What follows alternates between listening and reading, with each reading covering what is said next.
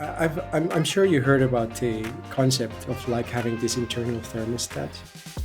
Like you have your own comfort level with everything. Like your income level. Like this is how much you expect to earn per year, and then if you go above it, something happens in your life that brings you back to the average. Or if you go below it, you take some certain actions to bring it back up in the normal.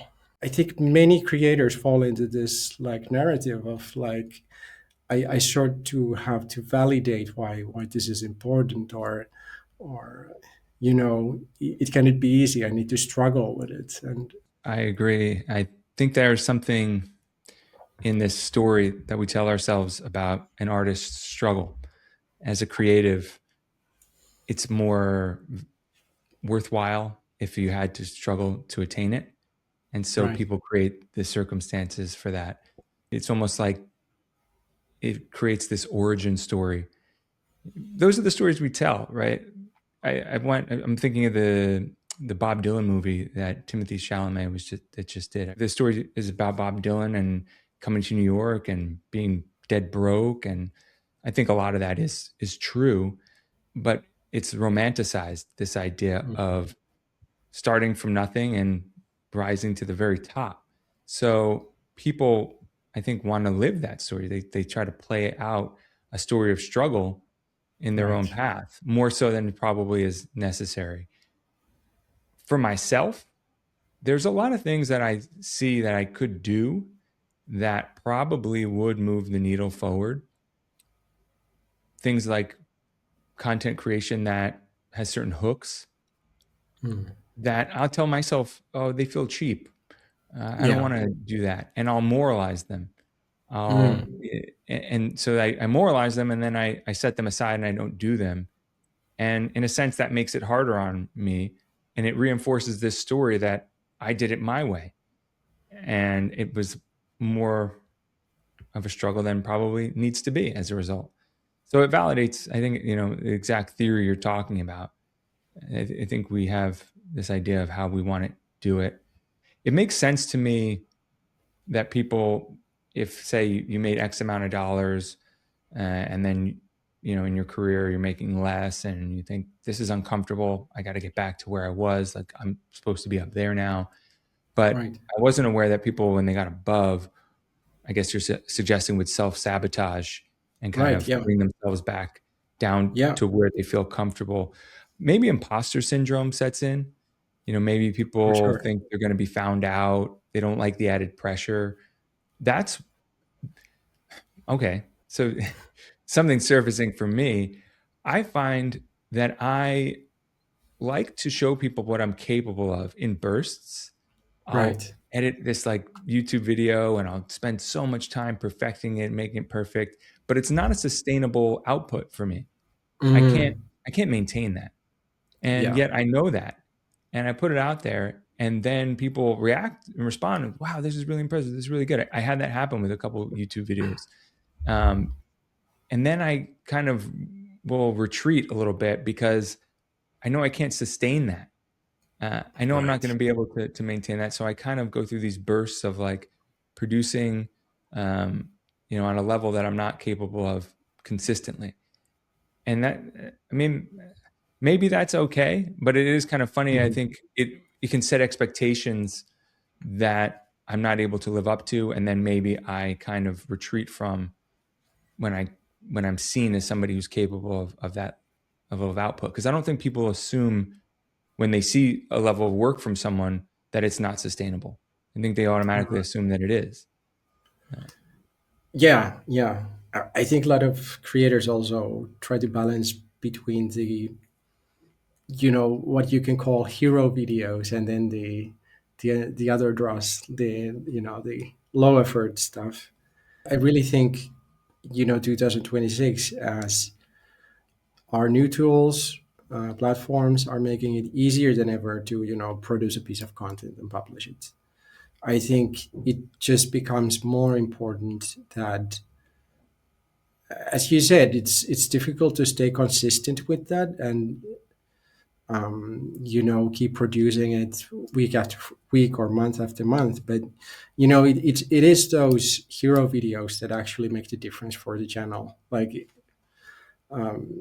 I fully see from my own analytics that the growth chart over the years, like, mostly almost flat, but it's trickling up, and then there's like two or three little like bumps up, and you live for those, because those are the little moments inside the year. And it was always a video that I did actually put more effort into, Mm. and that's why I can call it a good year, even if 80% of the videos fell flat. And i'm just I was just calling myself being productive by generating videos that at the end of the year I decided to hide from my channel because they didn't do anything. Yeah. I like having a public body of work that I can point to now. I Mm. don't know about you.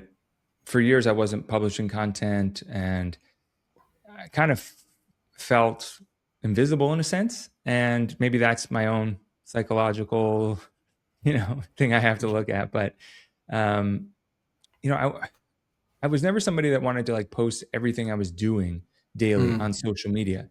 Yeah, But I I want to be able to look back at my life and say, okay, like I made these things, I built these things, and you know, some people build buildings, physical structures, and some people create art. And I look at the content I'm creating as hopefully content that I'm proud of, that I can look back and maybe stands the test of time to some degree. Like that would be ideal for me. So it's nice to put in the extra effort on these ones that you're talking about, these videos, and those are the ones that I think that really shine, and those are the ones that you remember, and those are the ones that you're proud of, most proud of. for sure. Yeah.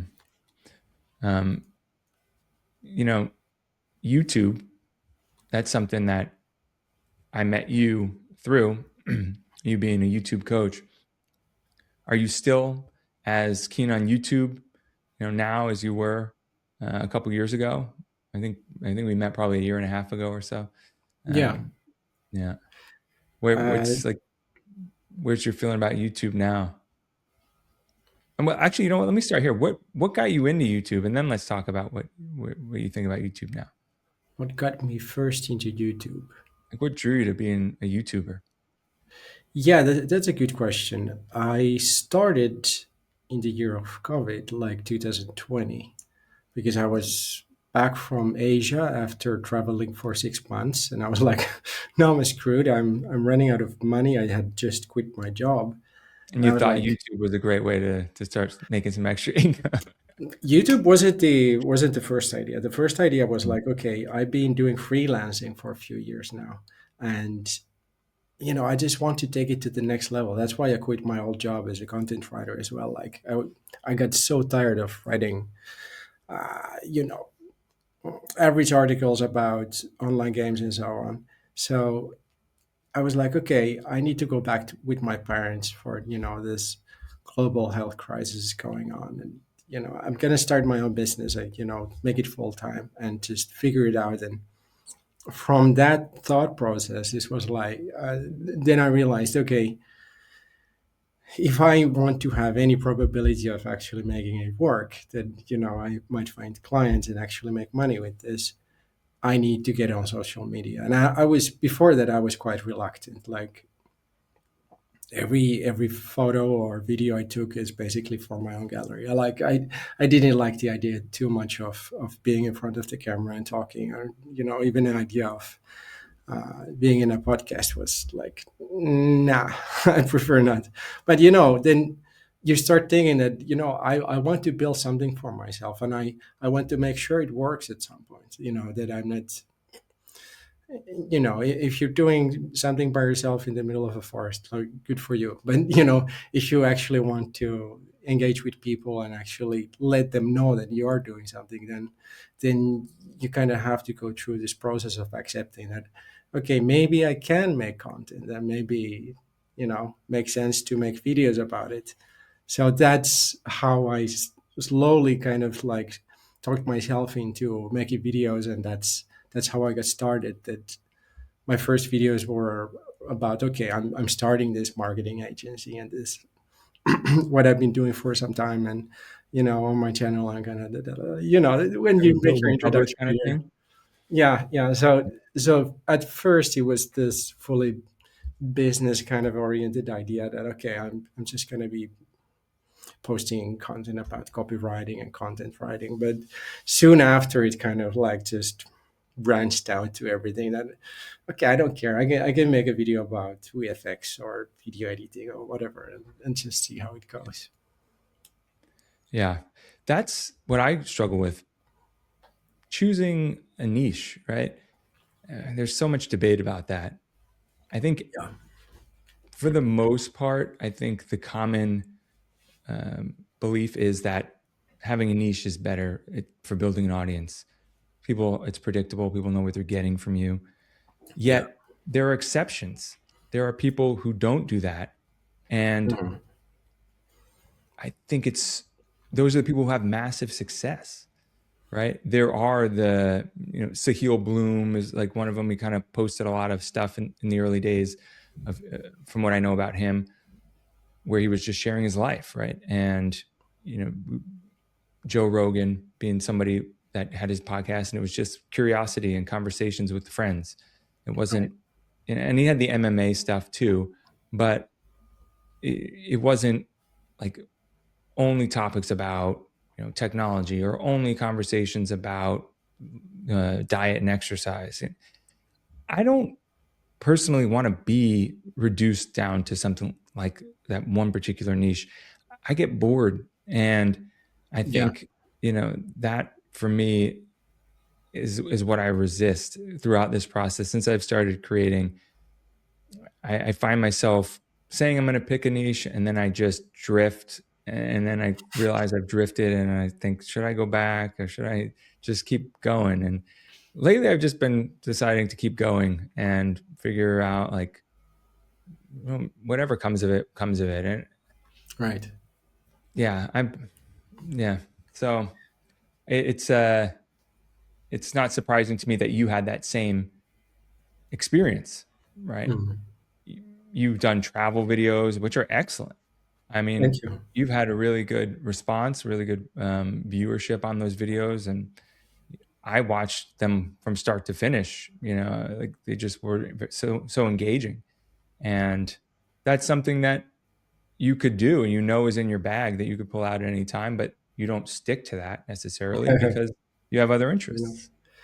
exactly. I don't want to, as you say, I don't want to kind of like pigeonhole myself being a travel channel. So I have two thoughts about that, what you just said. And it's like, I was watching this Rick Beato, the sound, producer guy. I don't know if you're familiar with his YouTube channel, No. but he's like this old dog from, he's an expert in music and music production. Has many good ideas, and he was like talking about how musical styles are dying in the traditional sense. Like now, if you're an artist, like whoever, be Taylor Swift or any level below that in smaller niches, um, they don't so closely follow any particular niche anymore.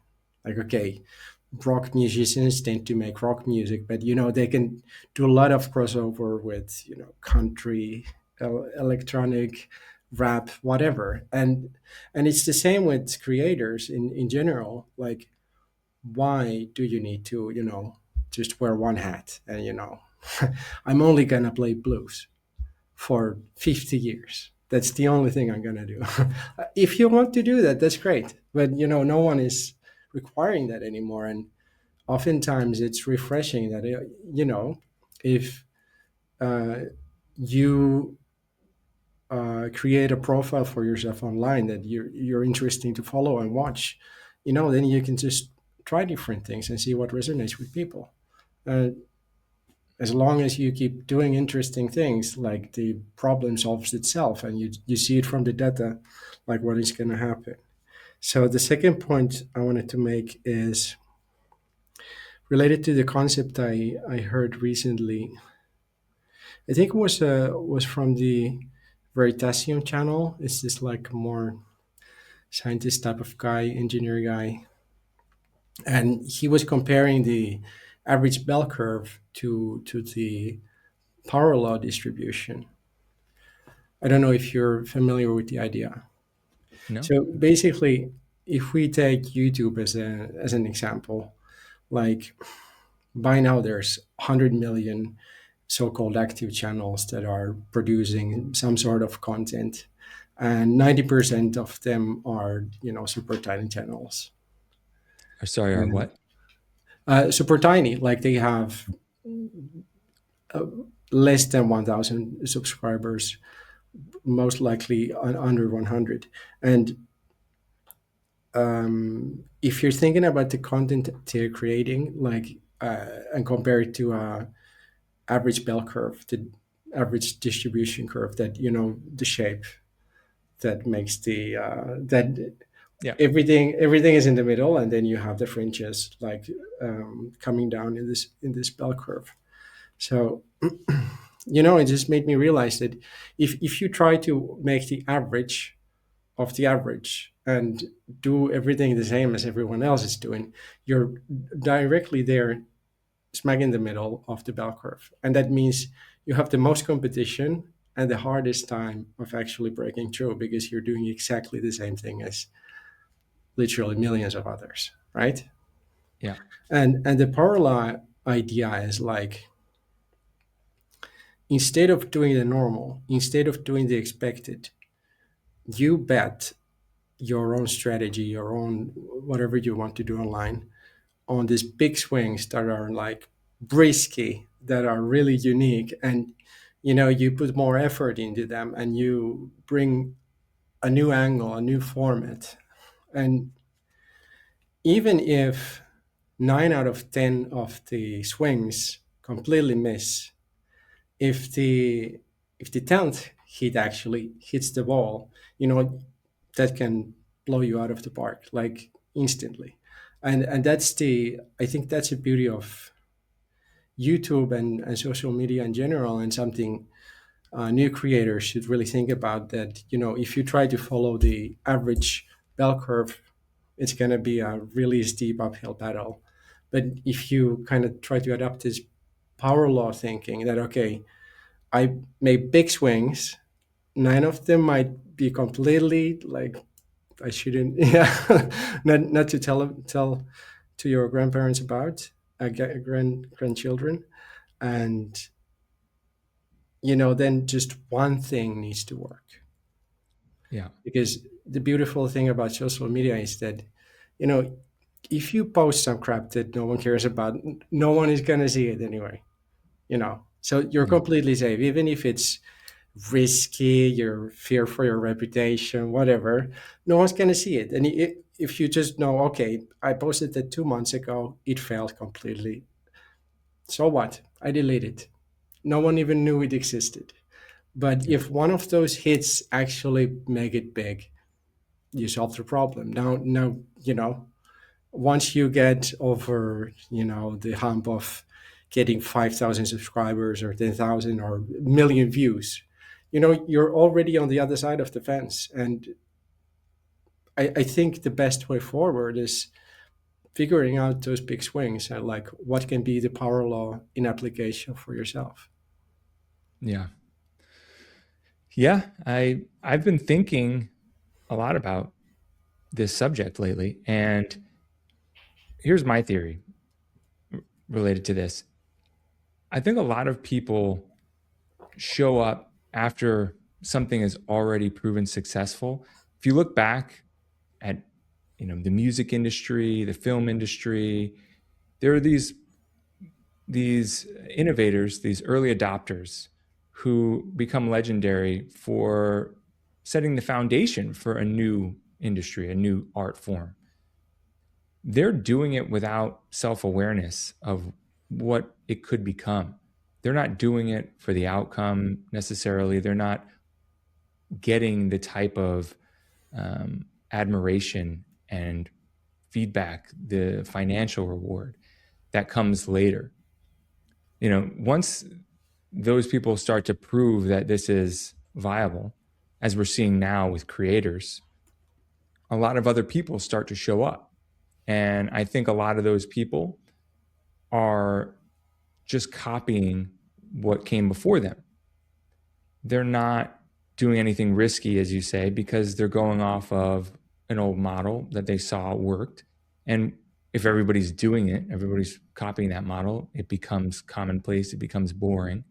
Mm. And I think once an industry or an art form matures, the only thing left to do if you want to stand out is to just try to reclaim that lack of self-awareness that those early adopters had.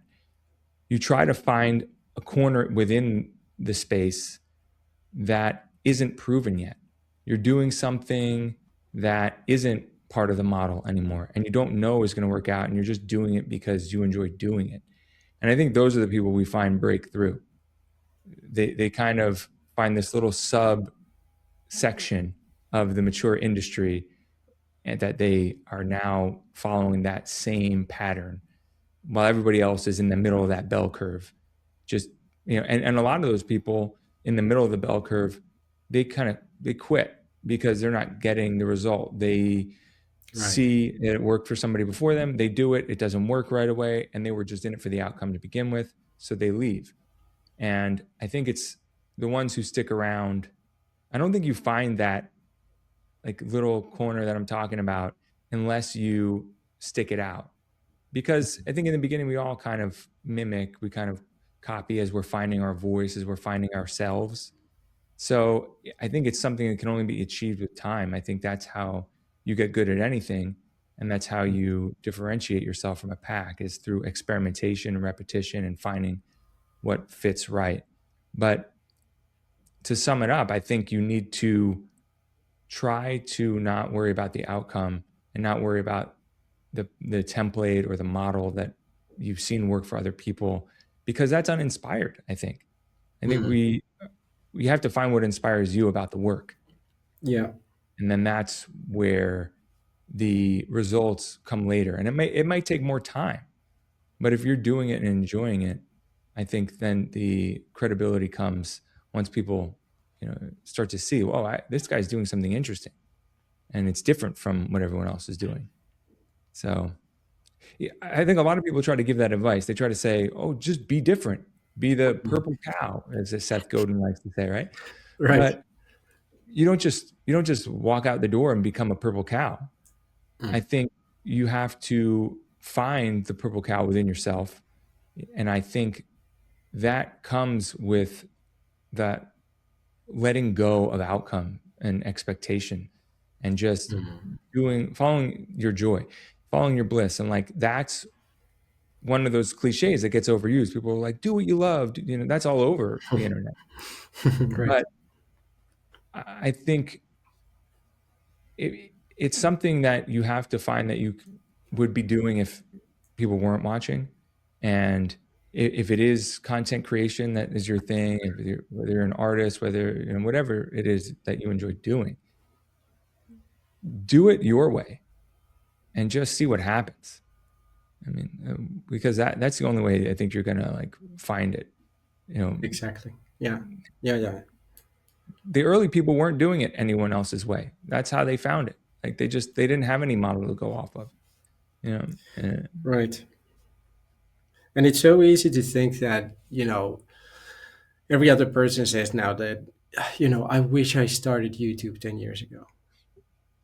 But well, because they want to go back in time and do what they're doing now 10 years ago, because it would have worked 10 years ago. yes. And they're still doing it thinking, well, why isn't it working for me? It worked for him, the guy I'm copying, and he did it 10 years ago. It's like, well, yeah. When it wasn't yet proven. Right. He did it when it was unproven. Yeah. Or she did It's it when so it was easy unproven. because the situation is always changing and the playing field is constantly evolving. Like, Yeah. I'm sure 5 years from now, people will look back and they're going to be thinking like, oh shoot, I wish I started, making AI videos and learning that stuff earlier, you know. Even if now it's still like most people complain that there's lop and it's ruining the internet, and the tools are all wonky and the results are random. Yes, they are, but see how fast it's progressing. See how quickly things are evolving. And you need to kind of have this X-ray vision a little bit for the future of, now this is the opportunity. Like, this is what I need to learn now, not what was proven 10 years ago and just trying to copy that and keep beating the dead horse. Like, that's not going to work anymore. Or be ready to grind for years, because those are Yeah. pretty much the options. Yeah, and I'll add on to that though. I don't believe in fighting the current and going upstream. I think a lot of people know that AI content and the AI generated content, creating things around that, is going to be a valuable skill. But if you don't enjoy doing it, Mm. I don't think that's the way to go. Leave that to the people who enjoy doing it. There's guys on like X and they're posting really cool, user generated content through AI, and it's awesome to see. They love it. I don't care to do it. I know that, yeah, maybe it's a valuable skill. I mean, but right now it's just not of interest to me. Maybe it'll come to me later. I'm okay with like seeing people profit from pursuing that path. But there's thousands of skills that are valuable For and sure. that will be continue to be more valuable, and we don't choose to do them just because we're not called to them. So it's like, Mm. I think when people are trying to find the thing that's going to be profitable, it's driven by fear. It's not driven by a, a joy for doing the thing. And it's only outcome dependent. They're only doing it because they want to get either fame or money from it. I think most of the time it comes down to money. I think people want to find ways to generate income online, and they see people doing it here, the people doing it there, and you see them like run from one thing to the next, trying to figure out, well, this one didn't work, that one, let me try this one. Oh, everybody's moving over there. Let me run over and try that one. Right. And I'm not even making fun of them. I get it. It's just that it doesn't work. Mm. Like, I Yeah. think most of the people, when they go into that field, whatever it is, fall in the middle of the bell curve on that. They make a little bit of money. They think, oh, okay, that was all right. And then they probably try to figure out something else to do pretty soon after that. And Yeah. so um, I'm just becoming of the opinion that you kind of have to, if you want your work to be enjoyable, that you find ways to do things that don't drain your energy, do things that Mm. energize you. Some people, they don't care. Some people are like, I do my job and it's just a paycheck. I think you and I are different. I think we're trying to figure out ways to live in the modern world and be self-sustaining and, also self-governing like our lives in a way that Yeah. maybe wasn't possible 75 years ago. And so we're trying to figure it out. Right. And I think that's one of the biggest, how would I call it? Um, I think that's, you were mentioning like what we really want as creators and why it's such a big thing, because end of the day it's about self-determination and self-expression, self-actualization.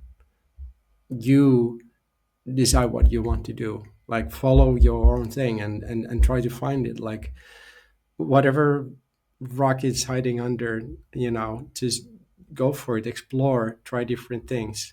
Like, I took AI video as an example because I've been getting into it myself and I find it fun. But as you said, there's thousand different skills that are relevant and really valuable to learn and utilize and play with. And that's the beauty of it. Like, even even if I know that the travel content for my channel would do well, like at the moment I just don't feel like doing it at all.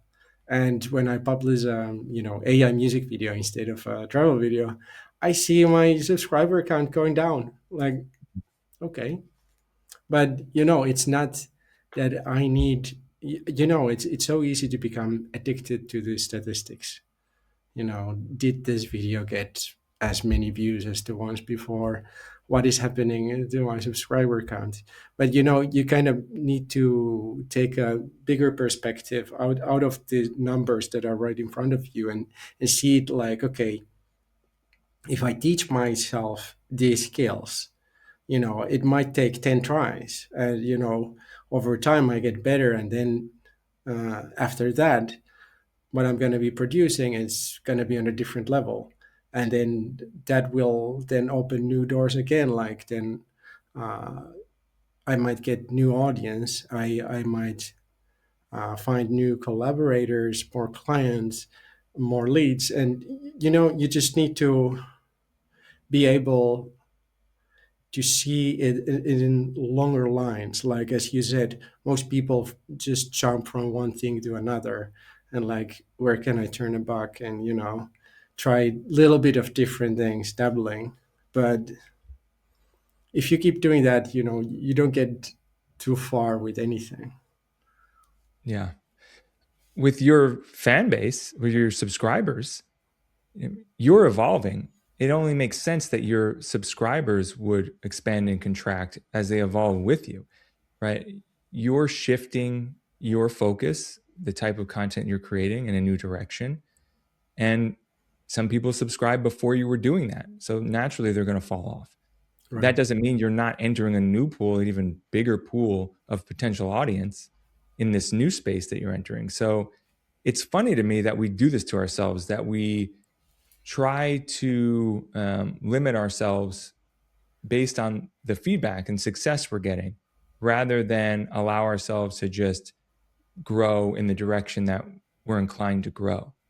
Why create a YouTube channel that you don't want to create content for? Why build this like travel channel that you don't want to show up to every day? It's like Right. the idea of creating a job for yourself that you don't even want. Right. Yeah. Doesn't make much sense, Yeah. Of course, But there's we do it all perks. the time. Yeah. We do it to ourselves. Yes. People do Yeah. it because they're getting paid, or they're getting views, or they're getting likes, and then they find it hard to give that up, because you said earlier about wanting to validate this as a job, as a creator. Yeah. Yeah. And I think the measuring stick that we all use in the modern world is financial. That's evidence that it's real. That's evidence that it's a real job. And when you don't have the money like that, you feel like this isn't real. This isn't like this is fake. I'm not doing it. And there's insecurity tied up in that. And so I think that it's all tied together with what we're talking about, like following that feedback. When we get the money, people don't want to give that up. It's Mm. like, if they're getting monetized on YouTube, if they're getting income, they can go to their friends and family and say like, yeah, like I earn money on YouTube, But if they're going to change their channel in a different direction because they're sick of that YouTube channel and they might risk losing the monetization, then they have to tell their friends and family, yeah, I'm not monetized anymore. And it's like, oh, I guess, Marcus, Right. I guess he failed. Right. That's what they expect. Like, it's like, so there's that fear, that loss of status, I Mhm. think that's tied up in it. Yeah. Yeah. Yeah. Yeah. Those are all, And you're monetized, relevant. and you know Yeah. Yeah. At this stage, obviously, like my YouTube income ad revenue wise is like $20 per month. So it's it. not something to celebrate. But at the same time, I realized that, I shouldn't be complaining. I, you know, I was talking with AI like some time ago, and, I was getting into this, like talking about AI music and how that is showing a new opportunity. And it was funny because the AI didn't know the context, and it was like, yeah, once your channel gets huge and it has more than 1,000 subscribers, and I'm like, I I have already 1,000 subscribers, but it's been a long time since I thought my channel is huge, you know? And it's so easy to become blind to your own success, however you measure it. Like, okay, if there's anyone watching this show in the future and they're like, I want to start a YouTube channel, everyone starts from zero. And it's so easy. Like once you achieve one milestone, you kind of become set to it. Like, okay, now I have the 500, now I have the 1,000, and so on. But it's a hard fought 500, hard fought 1,000. It's didn't happen by itself, and for me it took years. So Yeah. it. Uh, I mean, what percentage of YouTubers are monetized, right? That's a misconception. I think we've talked about this before. It's like, isn't it one? You tell me, you know. I think it was something like 4 or 5%. Don't quote me on that, but Yeah. what I can say for sure is over 90% of channels have less than 1,000 subscribers. So Yeah. if you are monetized, you're already in the top 10 easily. And Yeah. that kind of gives you the perspective, because it's so easy to go after it, like, there's a podcast that has 200,000 subscribers, and there's big channels with millions of subscribers, but those are the supernovas in the galaxy. And there's a lot of space for us also around them, and also the creator economy is huge. Like, we only need a small sliver of the pie and be fine. Like, Yeah. at least that's my goal doing this. Like, I do have the positive mindset that over time I'm going to scale this up, like as it's been doing over the years, by getting clients, doing coaching, building my own programs, and ad revenue, affiliations. There's multiple revenue streams you can build with your personal brand, but it takes time. That's the reality to it. Like, we I don't know. It's the American marketing that has sold us this quick solution mindset, like 90 days and you're monetized and earning 10,000 per month from YouTube. Yeah. But I totally understand the allure, like why we want to watch those videos and why we want to believe in them. But end of the day, how many people who watch those videos are actually following the advice and or reaching the same result? Yeah, that's what the creator economy gets criticized for, is that there's a lot of people selling get rich quick, and that it's not really able to be verified a lot of times, that these people have those income numbers, right? So you get people, you don't really even know where they came from, and they claim to be a coach, they claim to be wildly successful. You don't even know if they bought their followers, or like how it all happened, but somewhere Right. in the past along the way they figured it out, and now they're going to teach you how to do it. And I think people have gotten skeptical of that, over time, because they've been burned by coaches and stuff. Okay, here's one thing I want to hear your opinion about. I was watching this Think Media podcast about recent report from YouTube that had some quotes from the CEO of YouTube. And in it, it said that creators are replacing stars in studios. What do you think about that? I think they're finding that a lot of these creators have a bigger reach than, I guess when you say stars, you mean actors and traditional celebrities. Yeah. I mean, there's some of these people on Twitch, these like video game streamers and stuff, that just have massive pull, like, and they're making tens of millions of dollars a year, just outrageous, like, from sponsorships, because their audience is so loyal. I don't even. I'm trying to remember their names. I don't even I wouldn't remember. I know. should know. I probably should know, but yeah, I think that it's documented. These people are getting bigger contracts, and they're getting these sponsorship deals that used to go to traditional actors and celebrities, Yeah. because they're my nephew watches basketball on YouTube of this like league of influencers that play basketball. I mean, they're like pretty good, I guess, like street baller kind of types, but they're not on the NBA level. And he prefers that because it's kind of like gamified. There's drama, and it's kind of like a soap opera. It almost reminds me of WWE, and the way that the guys, there's a lot of theatrics Right. on camera, that they go on, like, feuds and fighting and stuff like that between players. Then they go on social media and they talk trash. So there's like off court stuff going on. They're still in character, like off camera. And Right. so they buy into it. It's like this whole new entertainment experience that's more than just basketball. It just is centered around basketball.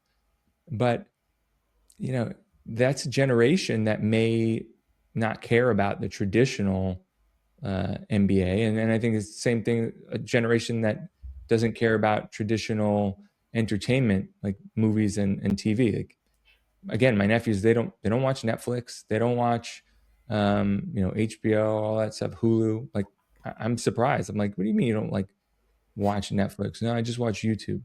That's it. Like, Yeah. Yeah, exactly. I think it's the immediacy. Like by now, YouTube, when you click on a video, most creators, especially the established ones, they get right into the meat. Like, you're instantly hooked. Whatever it is, like if it's basketball with, internet celebrities or whatever. Uh, it's not like it's a different pacing than a Netflix series or HBO, and yeah, the question I wanted to ask you about the celebrities or no the stars and studios is because you know if you look at the movies they're producing now, like of course there's always the handful that really stands out and is probably nominated in the Academy Awards, but the vast majority is the smaller budget Nicolas Cage movies that no one goes to watch, and it's like, why people even bother to do them? Like, what is the intention of making those? Like, the scripts to begin with are crap. Then the acting is bad, the direction is bad, the editing is bad, and you're just creating this wave of like very mediocre movies. And I think looking at that, I don't think it's sustainable. Like I think we're at the end of that B movie. How they're doing it right now is at the end of its life cycle.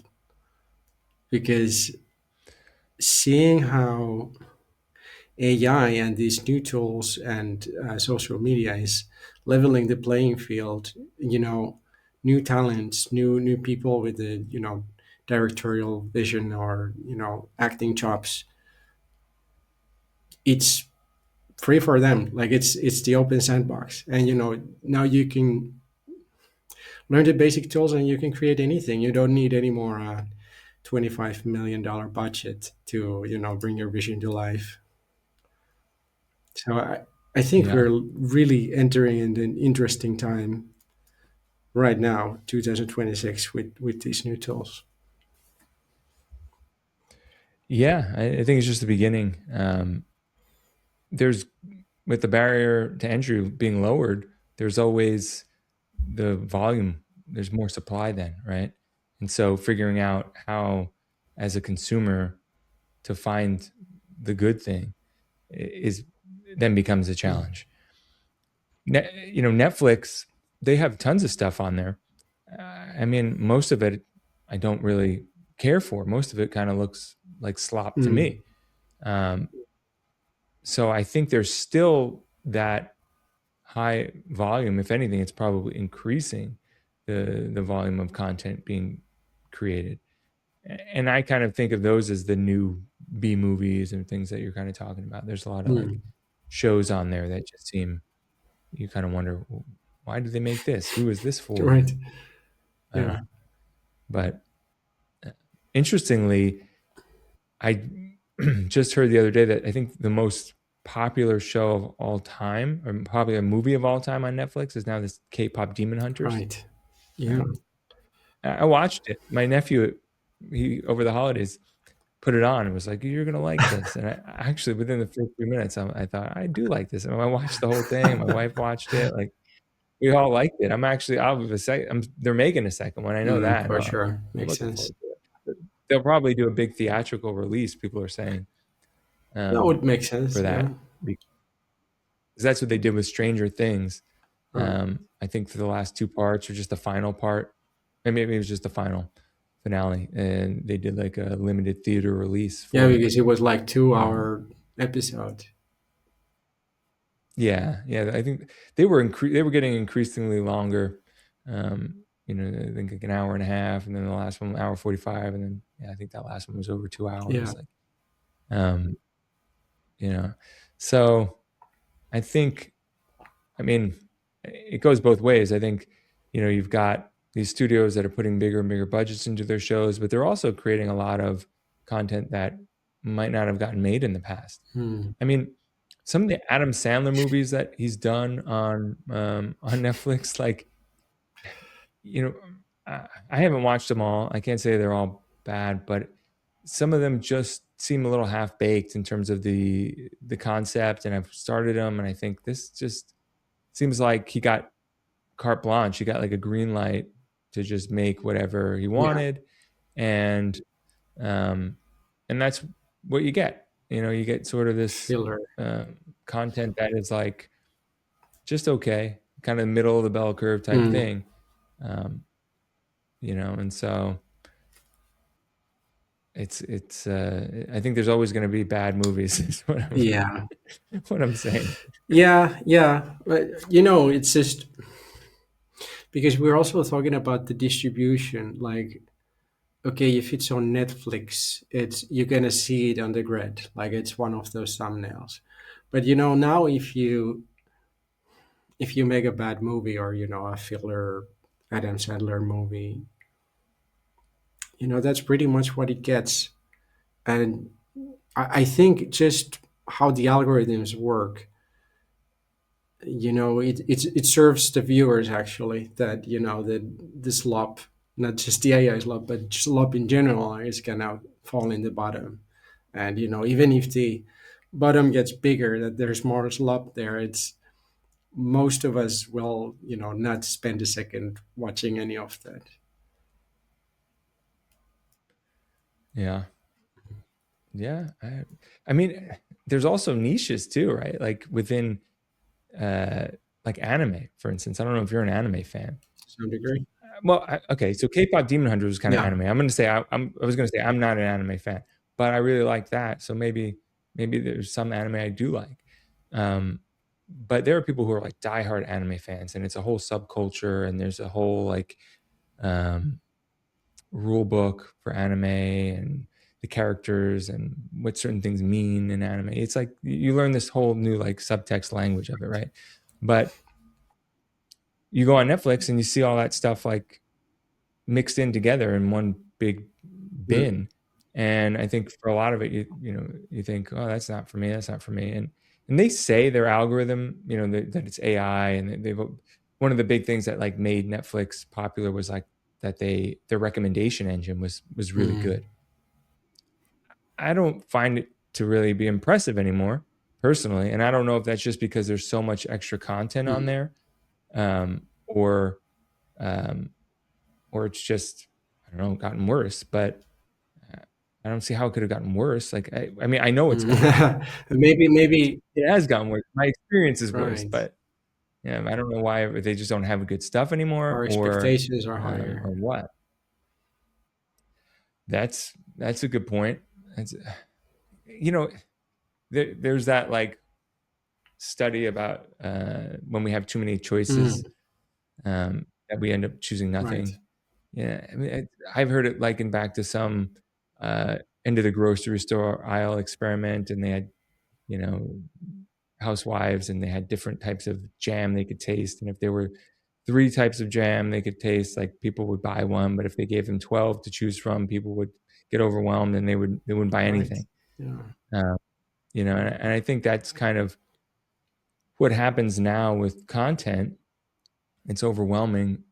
There's a joke now about, like, couples a lot of times will sit there and watch trailers for an hour and a half, and then it's too late to watch a movie and they just go to bed. Like, I've done Yeah, that, I know right? what you mean. Yeah, Like, yeah. Just trying to find yeah, something I to mean, watch. Yeah, yeah, you just, you don't want to commit to anything. You're like, man, none of this stuff looks like worth yeah. committing to. Um, you know, we've seen that with dating. Mhm. People, like, say that now with online dating. It's like this person seems okay, but it's not. I don't know if I should commit, Not right? And engaging so enough. people stay single Yeah, longer. What's that? not engaging enough. We kind of this fast-paced social media like sets this expectation that we need to be entertained, and if you set that expectation to the poor other person on the other side, like, is that realistic? You know? It's fear of loss, right? It's I don't want to make the wrong Mm, choice. I don't want to commit to something and realize later that, like, I could have been happier if I had chosen the other mm, thing. And I think that goes back to what we were talking about earlier with niches, people creating things that are yeah, safe. And I think it's predictability. People assume that if they can people assume that if they can get something that they know is reliable, that they're going to choose that. It's like the idea of pulling off the freeway and going to McDonald's when you're on a road mm, trip, right? Like, people would rather would rather go to McDonald's oftentimes than go to the local burger spot next door, because they don't know what the quality is there. They don't know if it's going to be any yeah, good. You know, and so most people will choose predictable over, you know, a risk. right. And I think that's that conventional knowledge, that why a lot of people still are educating other people as creators to like create content that follows a template, follows a Mhm. formula. Um, Yeah, it's the safe route, but good luck getting any outliers following that strategy. you can't have that massive success doing that, you Yeah. know. And I mean, maybe for some people they don't care, you know. Maybe some people it's just they want some success and they'd rather um, just try the safe route, or, you know, they don't have to be too inventive with it. Maybe they weren't in it for that in the first Mm, place.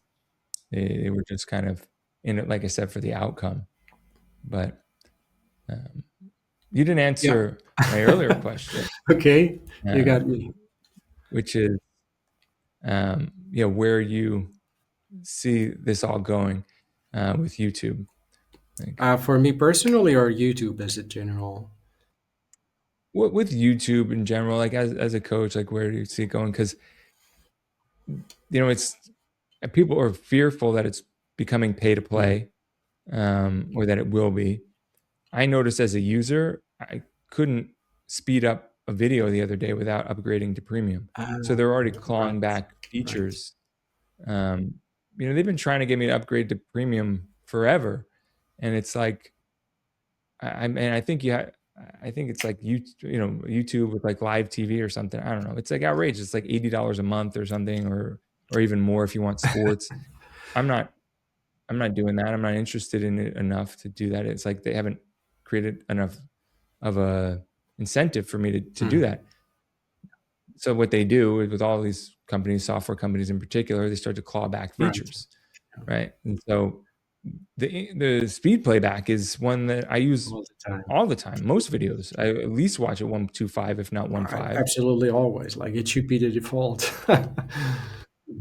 Yeah. So, as a consumer, things are starting to get clawed Yeah, back.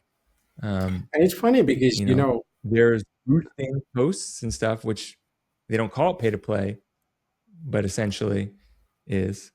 So I just wonder, like, going back to mature markets, like, is YouTube at the point now it's so mature that it's going to be hard to break into without a war chest where you can like pay to boost yourself in the beginning and you know potentially buy followers because TikTok essentially basically sells you Mm, followers. yeah, Like you can go on there and boost posts and they almost guarantee a certain number of either views or new they're followers. definitely adopting this.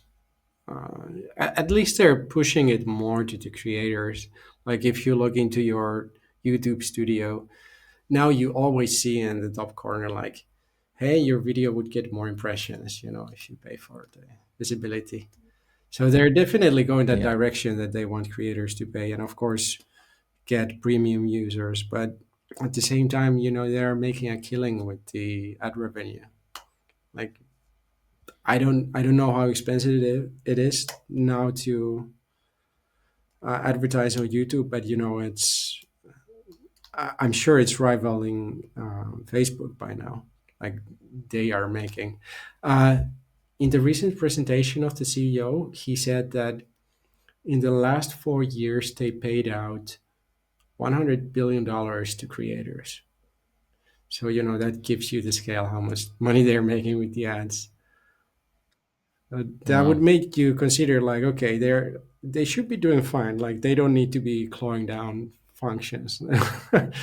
But yeah, Yeah. and regarding your question, in general, many people think that okay, now it's established and it's a huge platform and there's so many channels and if I start now it's a little late. But I don't agree with that at all, because I don't know the latest number, what how many active monthly users they have, like 2 billion by now. Like it's crazy. And how many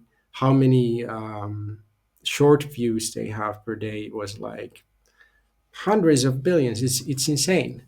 Like how how many watch minutes and hours the platform is getting. And if you compare the number of users to the number of creators, it comes down to like 5 or 4%. So there's a huge discrepancy still existing in the platform. So if you want to start now, you're still early. Like it's so silly to think that the train has already passed. There's no point to start now. Like I don't have a I don't have a Yeah. million subscribers today, so better not even start. but but the thing is, if you can just double the size of your channel every year and commit it to 10 years. Of course, 10 years for a modern person sounds crazy. Like, what are you talking about? A decade. But for the ones that actually can commit to 10 years, YouTube or social media in general can completely transform your life. Yeah. Yeah. I mean, most careers before you're comfortable making like a nice salary a lot of times can take around 10 years before you hit that sort of senior or mid management level within your Right. career.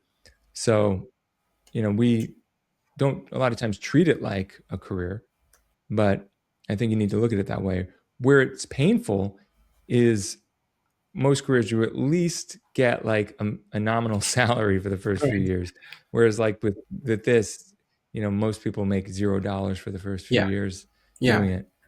It's a um, sacrifice. yeah, so it can be brutal. Yeah. Yeah, if there's so many people coming to YouTube and the views are going up and everything, why is it still challenging to build a following? I mean, personally, I've found it more challenging than I thought it would be. I've made some videos that I think are very good that don't do well. Hmm. Um, if I'm being honest with myself, I probably haven't made enough videos, Yeah. but I think I think it's probably more challenging than people realize when they start out. At least it was for me. Why do you For think that sure. is still? For you, and I think it would apply to many other people. Um, you are writing good emails for your email list. I think I'm reading like Not all of them, but at least I give them a glance. I skim through them, and most of them I like the content. But in the back of Well, thank you. I appreciate it. sure, in the back of my head, I'm Yeah. like, Andrew is kind of keeping this under the rock. You know, there's good Yeah. things there, like good insights, good information about the industry, and interesting points. But by only showing that to your email list that is still relatively small, you're limiting the reach. Like there's no function in email that says that, okay, your regular readers like this, so let me show it to more email users. That doesn't that's Yeah. not how email works. So for you, you're absolutely on the right track, that you should be making more content to reach more people, because that's the top of the funnel. Like if you don't touch on that point first, it doesn't matter what happens at the end of the funnel. You need to be out there, putting the message out, engaging with people, and Yeah. making your face familiar. That's Yeah. Yeah. I'm a firm believer in video. When I first started out creating, YouTube was like top of my list in terms of which platforms I wanted to be creating for. Um, so I'm a big believer in video and connecting with an audience, building a rapport in that respect. For me, what's been challenging is over the last like 5 months or so, I started to shift away from just content around creators and being a creator business, more into social commentary, philosophy, just interesting perspectives that I want to share. And I have gotten good feedback from close friends, like that have, like you, reached out to me and said, I really appreciated this, really like this one a lot. Um, Creating it in a visual medium, sharing like deeper ideas, more complex ideas, and translating that into a visual medium, I think has been a tough nut for me to crack. That's one of the reasons I've paused in getting back into video content. One of the reasons I wanted to kind of have these conversations is so that I could share some of these ideas, and get them out there, sort of flesh them out in real time,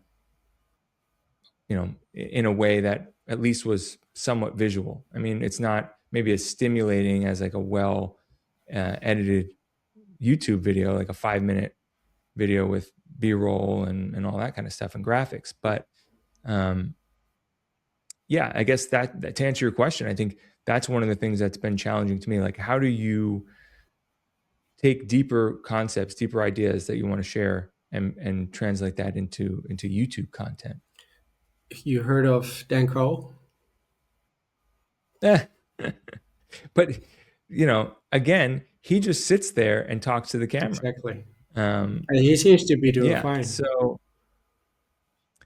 yeah, he does seem to be doing fine. I'm a big fan of Dan's.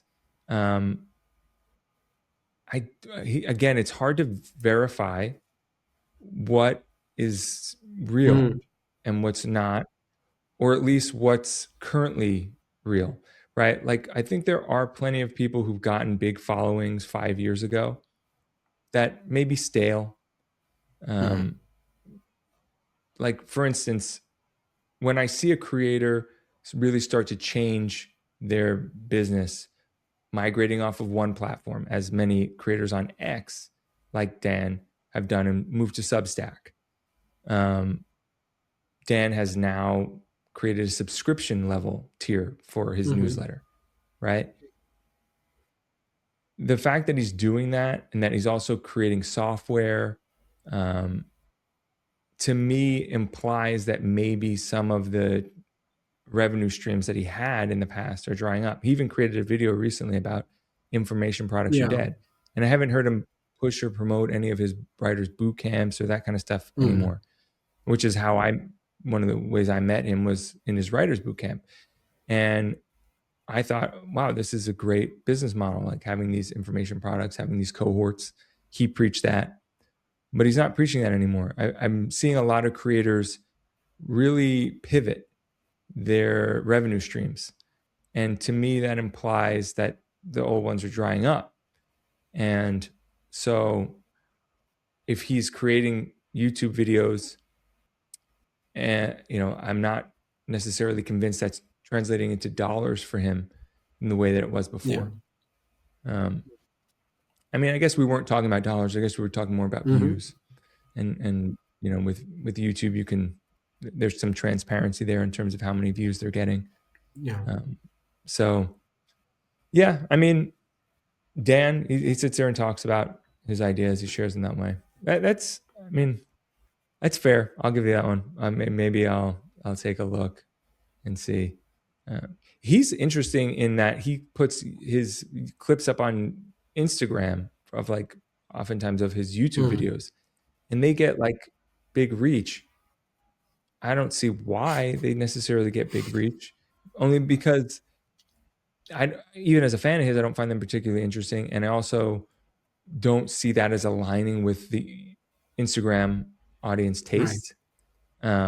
So it's like you start to wonder, like, this doesn't really add up. It's Like, funny. is this It's real? it's it it is funny. Like I've started watching shorts. I don't know. It just happened little more than before. Maybe it's how YouTube now the home screen is built. Like it's pushing you more shorts. And instead of Yeah. watching a video that is, 15 minutes, you can just open a few shorts that look interesting and spend the next minute and you've seen them. But what I realized that much of that content is actually just clips of longer videos. Yeah. And rarely there's anything that is like a super insightful or oh, thank God I watched this short because now I know this. It's just a line from it can be a podcast episode like this, and it's just the guys are talking and it's like, okay, family is really important and I'm happy I have kids. Like, wow. Like but the thing is, my point is, people watch shorts, period. And if you just produce them, if you just clip them, publish them, I've been trying to, as an experiment, post some clips of my new AI videos, and instantly when you publish it, you get 500 views. Like, it's just snap off the fingers, and there's hundreds of views coming from somewhere. Mhm. And it's the same form for Danko, I imagine. And he just, I'm sure he has someone to do that, but he just clips his long videos and publishes them, and seems to be serving him well as short form. And that is arguably the best way to actually attract new audiences now. The best way for free marketing, basically. Yeah. I mean, that's kind of become the strategy I think a lot of creators are taking. Create longer content, make shorts from that content, chop it Yeah. up, and then let those serve as advertisements for the longer form content. I don't find that I get subscribers from short Yeah. form, right? I think the hope is that, going back to that funnel idea, that shorts are the top of the YouTube Yeah. funnel, right? And then, the step below that is your long form, and then hopefully a subscription after Hmm. that. Um, so yeah, that's how I look at them. I look at the shorts as advertisements for the longer form, Exactly. and that's what I intend to do Yeah. with, conversations like this. I'll chop up, um, interesting moments within the conversation and put those up as Yeah. shorts. Yeah. Very good. A Yeah. word about the sales funnel is also that I think more creators should be thinking about what happens after the subscription, because that's not end of the funnel. That's like, okay, now you have a warm lead. Like, what are you going to do next? Is your channel page optimized that when they click in, they see your bio, there's a link. What are you offering? Like, how are you helping people? Like, is there a link to book a call? Is there a cohort? What comes after? And I Yeah. think it's important to build this mentality that views and subscribers are nice and essential for this social media game to work, but by themselves they don't pay your rent or bills. Right. Yeah. If you're running a business, you should treat them as leads. Yeah. Um, yeah. So that's, I think, the hard transition for a lot of people as creators, turning it from hobby into business, thinking about it in that way. Um, it's hard, I think, to package your product and get the right messaging so that it's Mm. clear, having that clear communication to people as to what it is you offer. Because I mean, I look back at some of the stuff that I put up earlier, and I think I thought it was crystal clear. Why isn't anyone buying this? Like, and then I look at it now, and 6 months later, and I think, well, obviously, like that's not clear at all. Like, you just things just look different to you Right. after some time has passed. You step outside of it, and you have more objectivity. For sure. Yeah, For sure. But yeah, at the same time, I think many people overcomplicate what sales funnel is like or how to monetize. Like my easiest example is the raising my hand. the current reiteration of I'm one. my homepage is super simple, and there's basically if you're a creator, click this button, and then it goes to Calendly, and then you can book a call with me, and we can talk for an hour, and I help you, be it around YouTube, be it about being a creator, a solopreneur. Is that a free call or is That's a that a paid paid call. call? Yeah.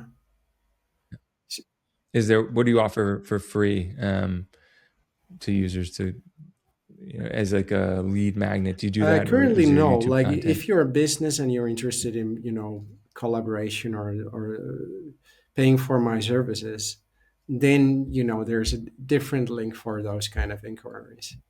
But if Mhm. you're if you want one-to-one coaching, you know what I'm. That's the thing. Like I don't need to specify too much on the landing page, because I know already that the person who is on that page, he saw one of my videos, clicked on my link, and wants to get personal feedback, whatever the question is going to be. And I just need to make it available. That's the first step. Like if we trace back what we talked about, make content, make it super easy for people to contact you, monetize it, put a price tag on it, and you have an online social media business. It doesn't need to be Yeah, cohort. It doesn't need to be a fine SaaS product or whatever. It's easy to think that, okay, we have this AI tool, so I need to build this amazing tool that everyone in my audience is gonna want to download and pay every month. Just put a booking link that people pay for your personal experience, and whatever advantage you have, like lean into your talents, and that's it. It's problem solved. Like I prefer to simplify things. yeah, yeah, yeah.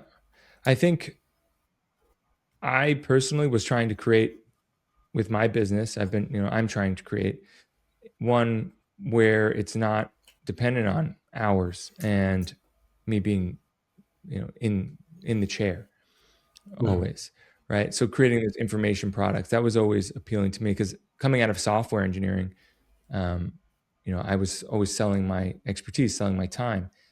I always had this idea that I would build a software product and that I would be able to have that, limitless growth selling something Right. digital, right? And so I think with the information products, it's, that appealed to me, that like being a creator and just trying to monetize through YouTube views didn't seem like a realistic goal for me. But the idea of attracting an audience, not even necessarily a huge one, and being able to create products and services for those people that I could sell, that appealed to me.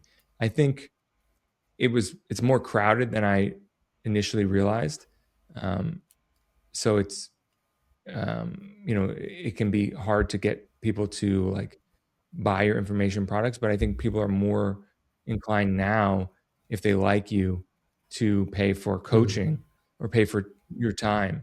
I think that's a lower Yeah, barrier to entry for people who are creators and coming in. Like you're going to find that you can, you don't need as much trust to get people to book a call with you as you do to get them to buy your, digital for sure. products, depending on price. But I yeah, agree, and I think how I did your course. What I especially liked about it was us having weekly calls. Because it's yeah, such a big value add-on. Because you know with AI now available, and the better prompt you write, the better answer you get.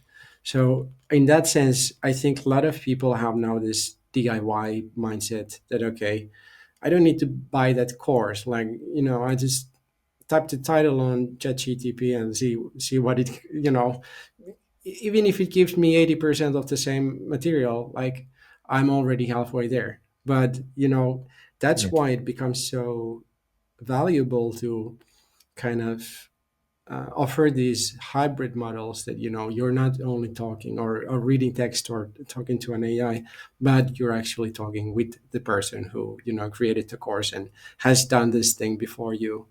So then it's just completely different level of value of the information you're getting, because first of all, it's tailored to you personally, and it's the interaction, and there's so much more going on than just you know yeah.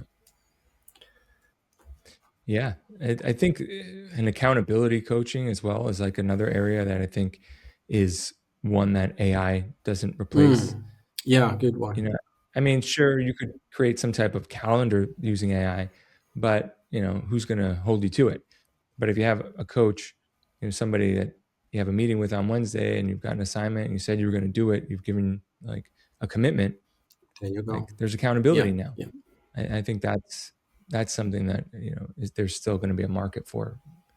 for Um, sure. with AI content, I find myself if I scroll to somebody's post on LinkedIn or if I get a newsletter and I see like the obvious AI cliches or formatting or something like that, um, I'll start to lose trust a little Yeah, bit. I start to think, am I really going to get this person's insight, or am I just getting like a variation of Chat GPT that was like filtered through them? yeah, yeah, yeah, yeah. Yeah. It is truly a concern. Even at worst, now I'm watching some of the YouTube videos with that same kind of filter, and I'm like, does that person look like they have too much buttocks in their face or something? Because when it starts to be too polished, then you're not sure anymore if they're just using AI avatar with their own voice. Oh, wow. Yeah. I have seen some demos of AI avatars that you can't tell. So, Yeah, I mean, that is yeah, possible that they're doing that. I find it like eerie. I forget what that factor is of when like something looks human, but it's uncanny. not Yeah, quite yeah, human. Yeah, the uncanny. What is it? There's some term right. for it. Um, whenever I tried some of those tools, and this is going back probably a year now, but like maybe they've gotten better, but I would put my own photo in and just see like, oh, put me in the scene doing this. And it was like somebody that kind of looked like Mm, me, but wasn't quite me. They smiled, but they had these like teeth that didn't match my right. Yeah, teeth. yeah, And it was weird. It was like seeing this pod person of myself that just was disturbing. yeah, yeah. I don't think I would like seeing a video of myself that I didn't actually live. It would just be, I think it would be eerie. It is. It is. It is definitely an interesting time. Like, as of now, as I've been doing these experiments with these music videos, I'm using my likeness and see how far I can take it. And it's just so funny because every third picture the AI just screws it up.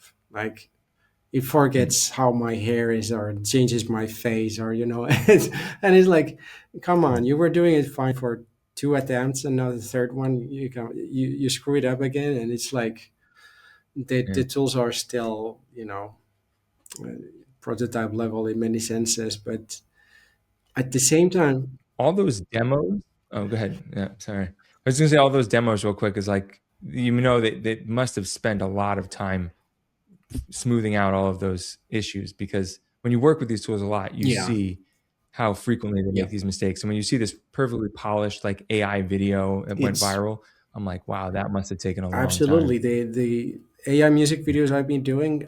I'm not lying. I for some of them I spent 40 hours putting the, getting the lip Yeah, sync right, creating the scene that I want, not like close enough and let's move on. Because there's always I these little haven't things seen. that, you either. Have you posted these yet? Because I haven't seen them. They are on my channel, I got yes. to take a look. Currently there's like Okay. 4 music videos that, have been these early experiments, and Oh, that's great. I'm gonna check it out. it's fun.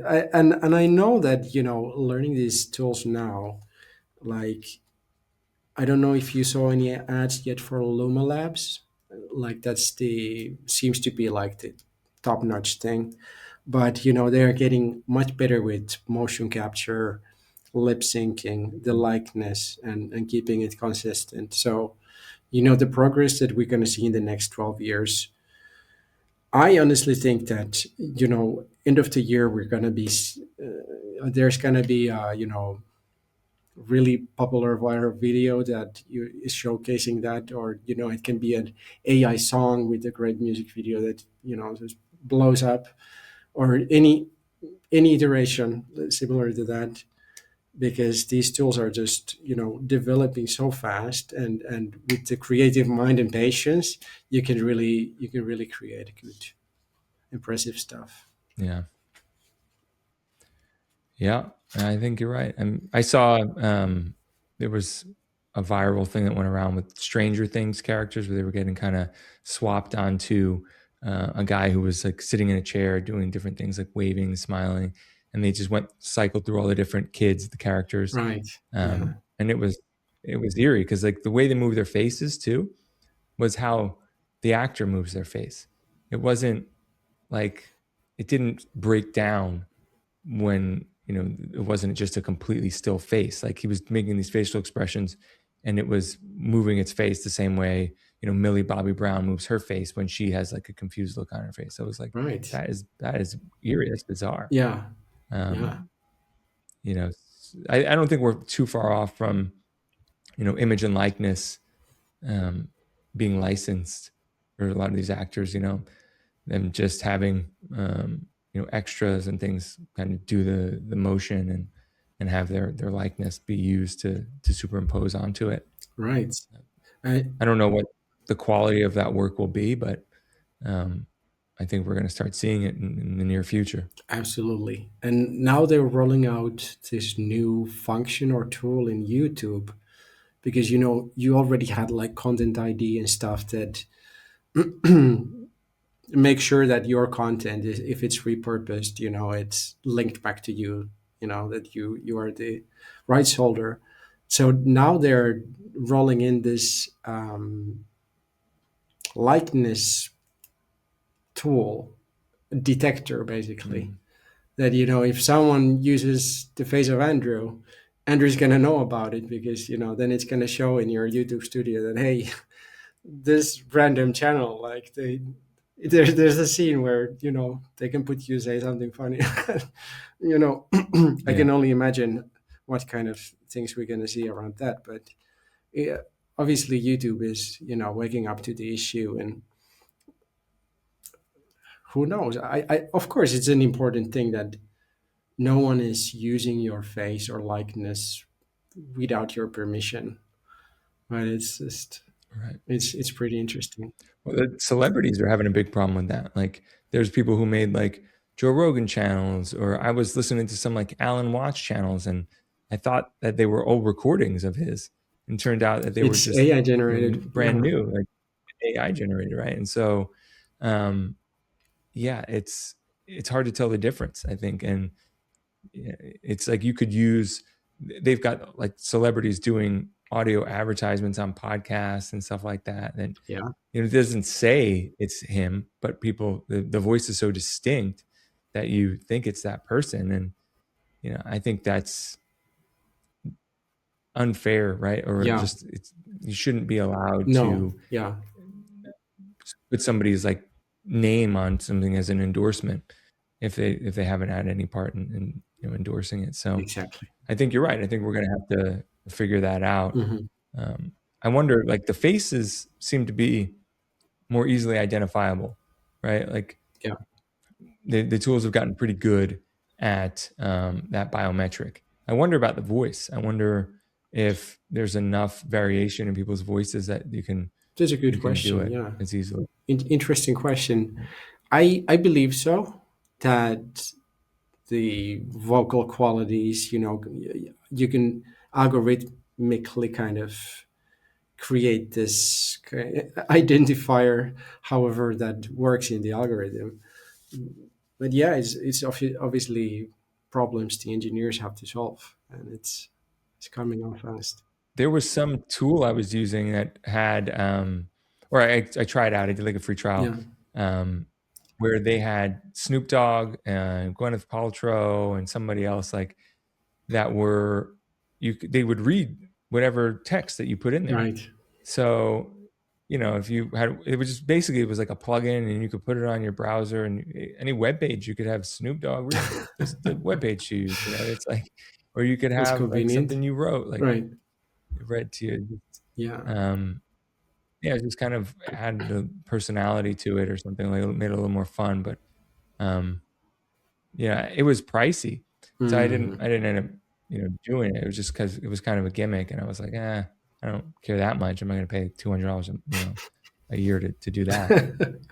For sure. Um, I think the bigger question here is around IP, and I think at least that's my own approach to the upcoming years, is to build as much IP now as possible, because as AI is leveling the playing field, and at the moment it seems like it's a little bit a free for all situation. The more you can kind of like amass things that you can call your own, like you're the originator, you created that stuff, the better you're gonna be down the line. Like in my case, I think like Suno, for example, this AI music generator tool removes a big bottleneck. Like I specifically mean, I've been going through my hard drive and finding old demos that I never finished. And I can just take that basic recording, whatever idea I have there, throw it into Suno, give the prompt like how I envision it to come together, and I have a polished track. Like I write the lyrics to it, and it's just that's just one of the pretty amazing breakthroughs that have happened recently with the version 5, that it actually sounds like you really need to pay attention to realize that some of the tracks are done with AI. well, yeah, I'm gonna check them out right after this call because I'm curious. I've heard a couple online that I wasn't able to tell were AI. There was one that went viral. It was like you can f right off. It was like this sounded like a 1950s like old school recording, and real quaint and campy, and then like it drops the f bomb in the middle of the song, and you're like, whoa, there's no way this was recorded back then. Like you never would have passed like the FCC regulations. So like it's surprising, and like but I wasn't able to tell him like, wait, this is AI? And Yeah, exactly. I'm Yeah, it's getting really good. it's And if that is the version yeah 5 now, what the version 6 will sound like. yeah. I mean, it's this has all been happening little by little with things being replaced by tools that can sort of close the gap from our mind and what we envision to being able to produce it, like removing middlemen, people like you needed. You Exactly. used to be, you want to record an album, you had to go to a studio and pay a producer and pay like for the time in the studio. Yeah.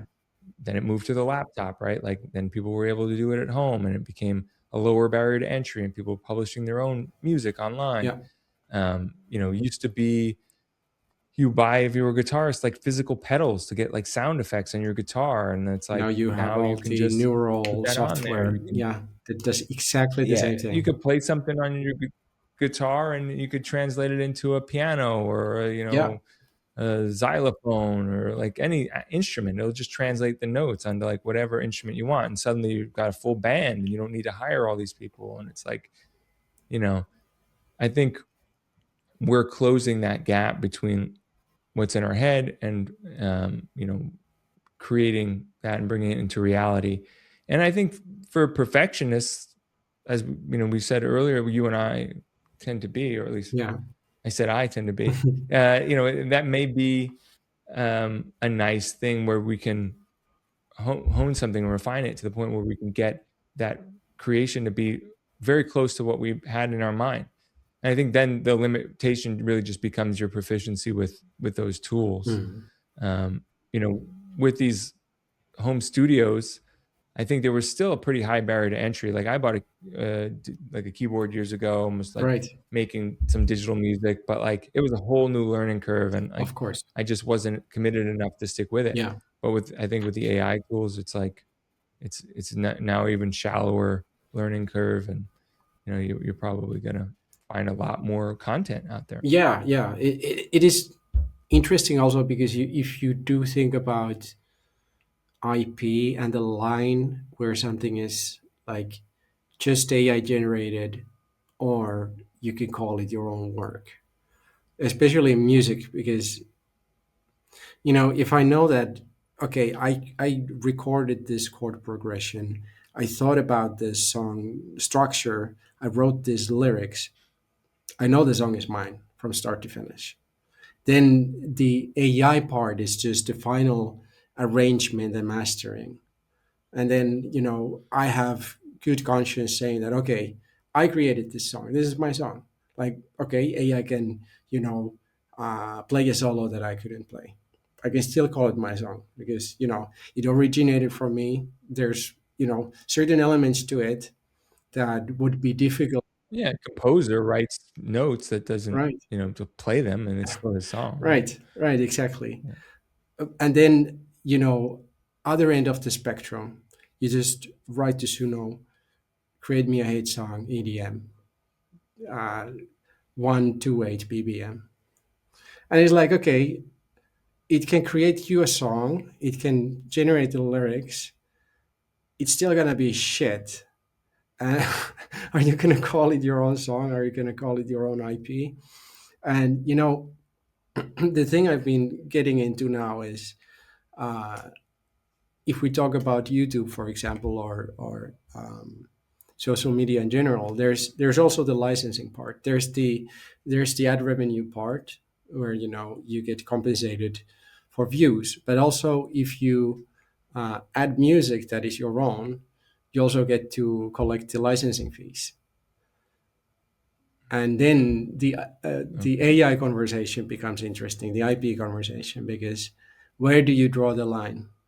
Like, if I wrote half of the lyrics, ask AI do the Hmm. rest, generate the song, is it still my song? And it's like, who can say where's the line where it's like, okay, my effort was 51% and AI was 49.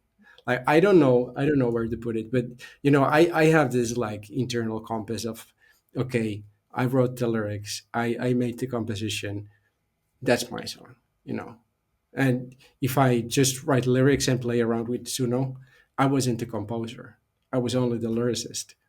And me, with Hmm. this artistic background coming from sound engineering school, for me, it's very clear. And I wouldn't cross the line of like telling that something is mine that really isn't. But I can imagine there's an influx of people who don't care about that role. Yeah. Yeah, I mean, everybody's got their different moral compass, or what, not everybody's playing by the same rules, right? So I think you just have to understand that, which I think you do. And you just find where it's comfortable for you.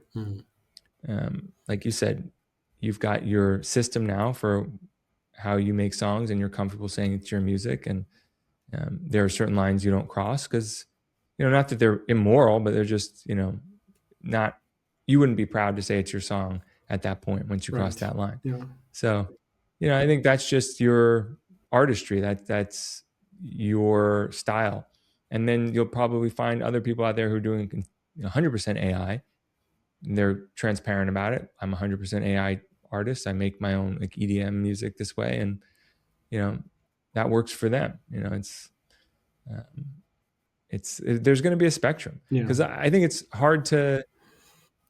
There's not going to be one answer for the question you asked about when is it AI, when is it not, because how do you draw that line? Like, what did you start with, right? Like, did you start with lyrics? Did you have any notes that you played on the guitar, or did you ask AI to generate some and then you picked from that, and then Right. Yeah. maybe you added another note in there and you decided like another chord, and it's like the process can start in so many different ways. Did it start with your idea, or did AI give you some ideas? And like it's going to be hard. I think the publishing may be even harder. Like I know with traditional music publishing, a lot of times people got credit just for being in the room, right? Like if a song was written and like a producer was in the room, Right. like Yeah. sometimes they got publishing credit for that song, even though they didn't really contribute much at all.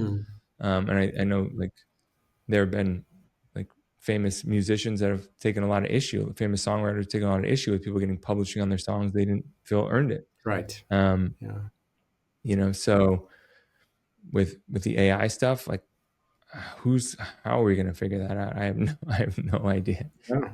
Wait, like I'm thinking of these tools. Have you seen the ones where they analyze writing and determine like how much of it was AI generated? You can Google it. Like, Yeah. I've seen the tools, but I you paste haven't it in, and I it tells haven't you. used them myself. Yeah.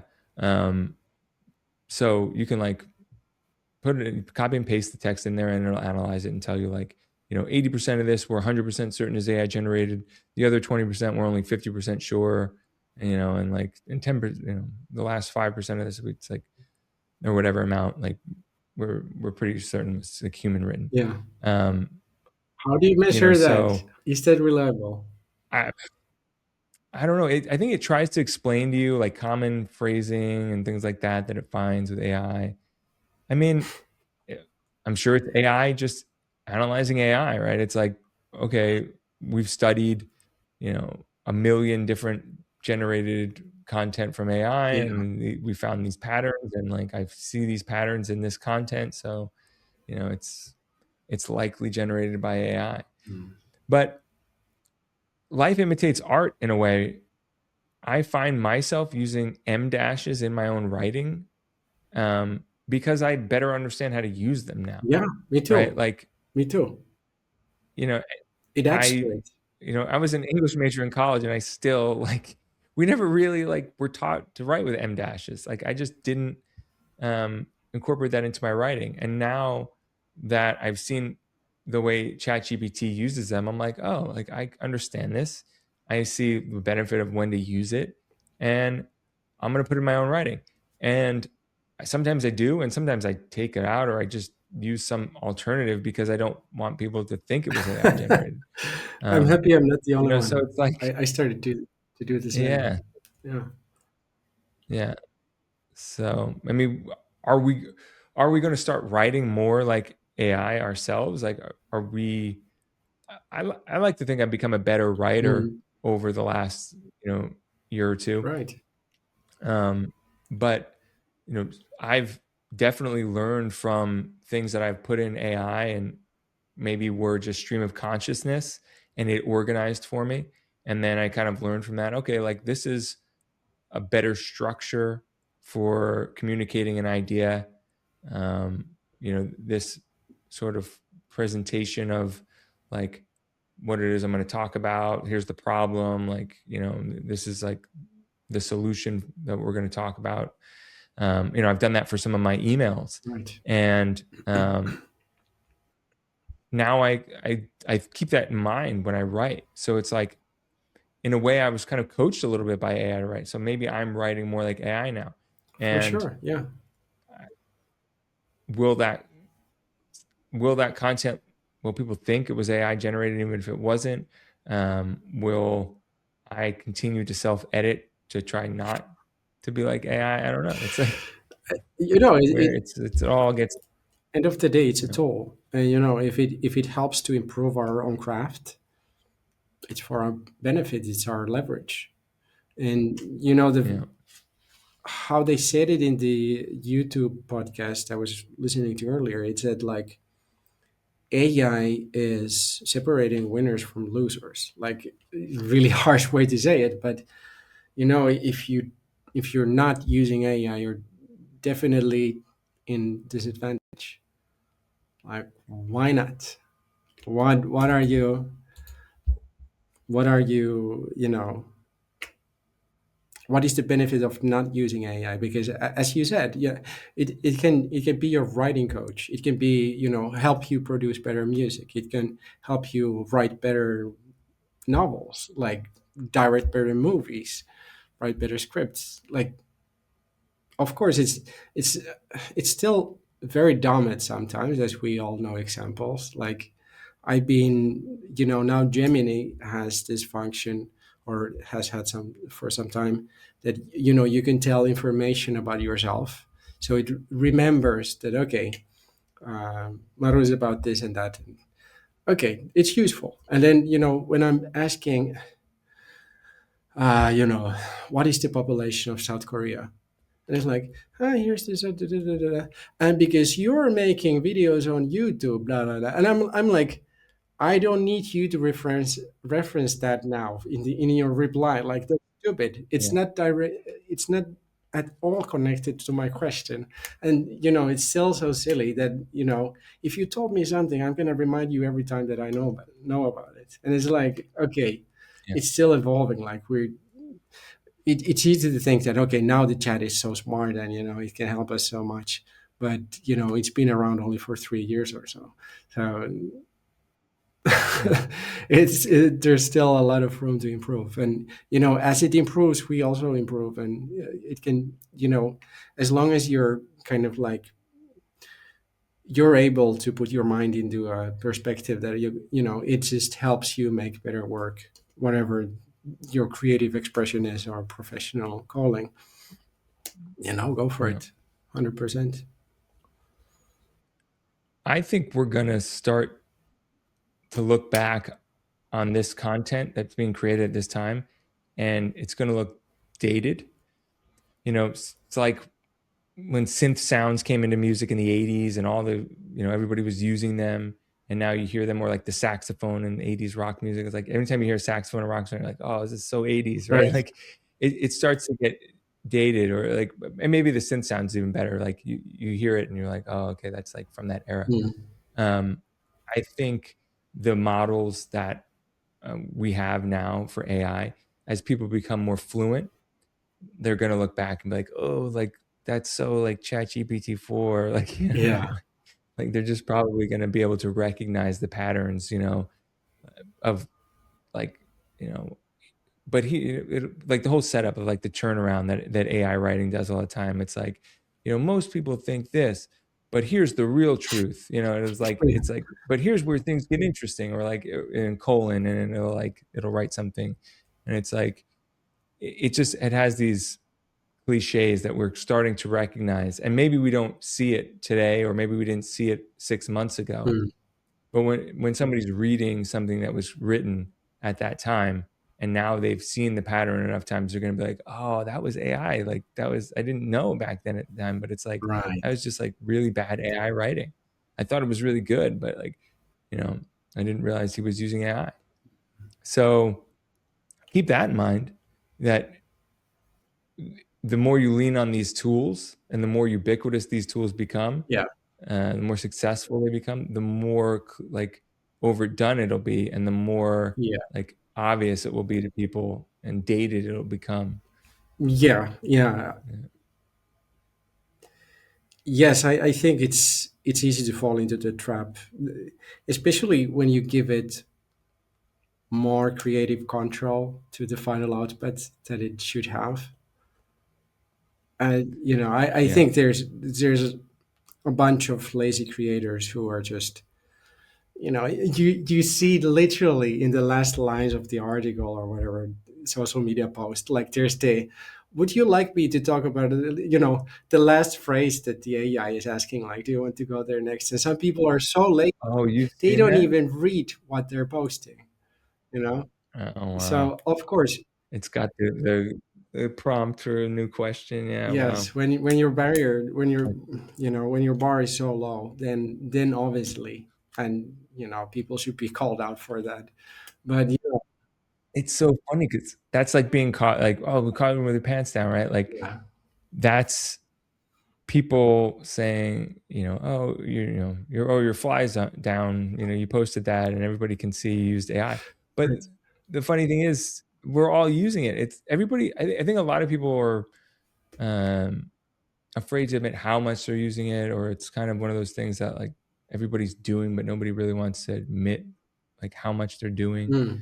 Um, it's like it's like kind of this little secret or something. I don't. You know how many emails I get that the fonts are mismatched now because like people are copying and pasting out of um, Right. ChatGPT, And it takes the and they don't realize formatting. that like Yeah. it takes the formatting with it. Yeah, um, Yeah, it's it, just it, like it is actually true. Like, even from my, this is a little bit of an admission, but part of my job has been web design. And you need to be careful if you just copy and paste. There, ChatGTP, there's like this little snippets and attributes that it's including inside the text. Like if you see it in the HTML, you see like there's comments. data whatever, and you need to be careful when you're using these tools. And as you said, it's a little Yeah, it's instructions for you, and if people read it, they know like it was in the notes in right. the inline. Yeah. And Yeah, it's a funny culture. Like I think we're in this liminal water of like, okay, everyone knows everyone is using AI, and it's like we don't know how to feel about it, and we're still yeah, figuring out the rules around it. And end of the day, I think now is a great opportunity to create more content, use them creatively, help them increase your output for quality content, and use it to your best ability. But just don't get lazy. yeah, yeah. I think that's what people are calling out more than anything, right? Is like you couldn't have just like put that little effort Yeah, in. You want me to follow you on social media, but you couldn't even like trim out that last line. Like that's how little effort you're putting into what you're giving it. yeah. Then it really Yeah. becomes the dividing line between It's like insulting at that point. blatant. It's, yeah, it's insulting. It's Yeah. literally the lowest you can do. Like, then it would be better not to post anything because you lose your credibility instantly. Yeah. Yeah, Yeah, I think that's what we're kind of entering right now is that trust yeah, economy. Uh, people trying to find out what's real and what's yeah, not, and that's why I think there's going to be a lot more um, movement toward real human created content or those authentic moments. There's always a backlash, right? There was backlash on social media about people over editing yeah, themselves. And so a lot of the user generated content started to shift more into like filming on their yeah, phones, in their yeah, cars, on their couch where it wasn't perfectly lit and everything. And people wanted that intimate moment with the person that they were watching. I think it's just going to become more of that with the AI entering the space. People wanting to know like this is really written by this person. Like I know that on Substack, there's already a lot of that going on, like human yeah, written, so people know like they're getting like the words directly from a person. There's probably just going to be more of that with the video on YouTube of people wanting less like polished content. yeah, yeah. I think I agree with that. That the time of like super, even if it's not anymore the editing by itself, that there's a lot of things happening on the screen, but also the style of writing the scripts and the hooks and the openers, you know I'm so tired of the yeah, hooks. Yeah. it can also get tiring, and people just want authenticity, I guess. Like, instead of a script, of course, I am fully an advocate that what you're going to say in your video, and it's just not press record and see what happens. Uh, uh, excluding obviously podcast episodes, for example. But instead of having this highly polished AI written script that this is the hook for 15 seconds, and then you go to the first open loop where I think we are seeing that people want this free flowing. You have your talking points, and then you just get into the first point instantly. Like, I've been seeing this happening on social media, and this is what I think about it. And instead of that hyper polished, like, do you know, la la la la. Yeah. and Yeah. Okay. I think there's exactly for AI, like the best format, in my opinion, is still gonna be video, because for the video, it's so much easier to see when things are authentic. Like, I guess with written content, you can fake it to make it look more authentic, I guess. Like, we don't know anymore, it's impossible to tell. But I think with the when it's this visual communication style, and you're expressing your ideas and thoughts, people just appreciate it more, because they know it's originating mostly probably from another person. Yeah. Yeah. It's that one area you still can't fake. And that was one of the motivations behind doing live for myself, Yeah, last year. I I like the idea of doing live video because it captured those moments of, unpolished moments, and people could trust that they were getting to experience the real me, yeah, um, on those lives. I may go back to doing those again. Um, I did enjoy them. I mean, and it also was like, I mean, when you were done, it was kind of done. You didn't really have like as much of the right, labor burden of yeah, editing it, but you do. It can be slow. It can be, time, dead time on there, or maybe just lulls within the yeah, conversation that's the that, drawback. Yeah, um, yeah. And I don't think people mind, like, with radio, talk radio, um, people know that that's going to happen. They tune in every day. They know it's volume content. It's not like necessarily deep content, yeah, or curated. yeah, So if you're doing a live like weekly or daily, like, you might be able to get away with that. But if you're like, don't expect people to go back and watch those necessarily mm, like later, unless you've got like, you know, uh, like high profile right, guests. yeah, But I find, most high profile guests don't deviate from their mm, scripts.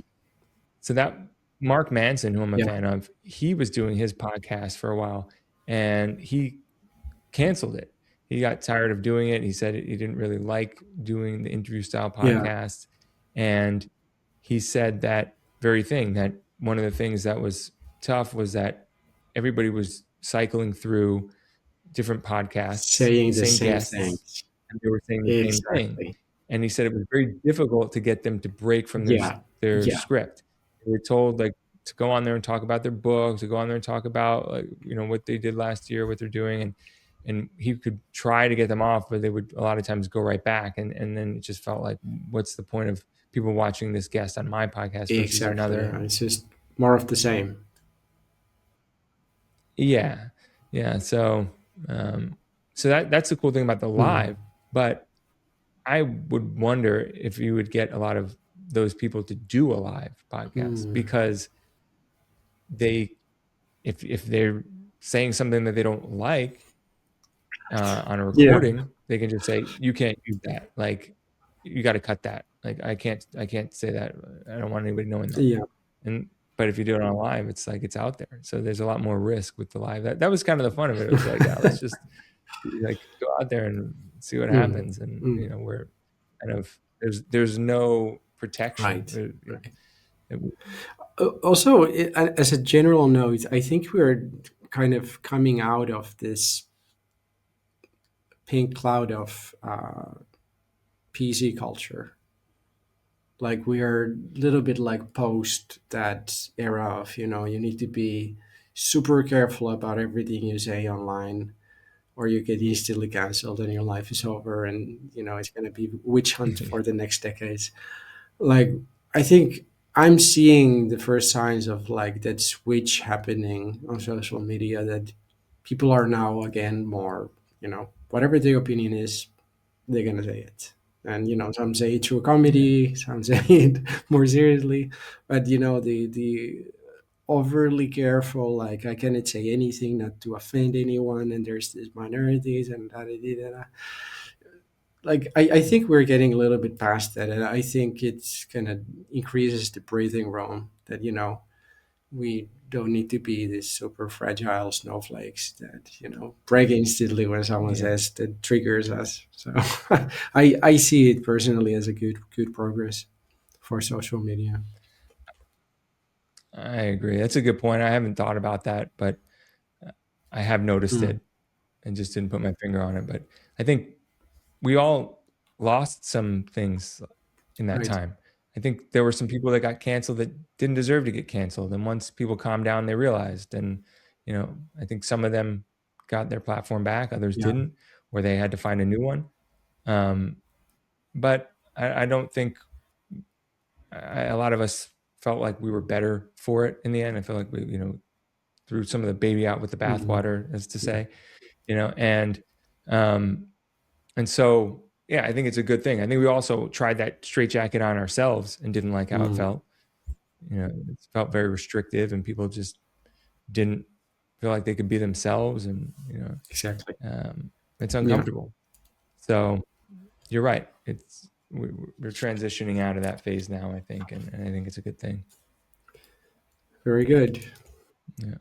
I never know if when I'm using some of these expressions, my wife makes fun of me because I use a lot of these old-fashioned No, I get them. expressions. No, no, I Like, like it. It yeah, adds to the language. Yeah. yeah. I try to edit myself now a little bit. I almost didn't say it just then, the baby out with the No, it's a bathwater, good one. It's a good um, one.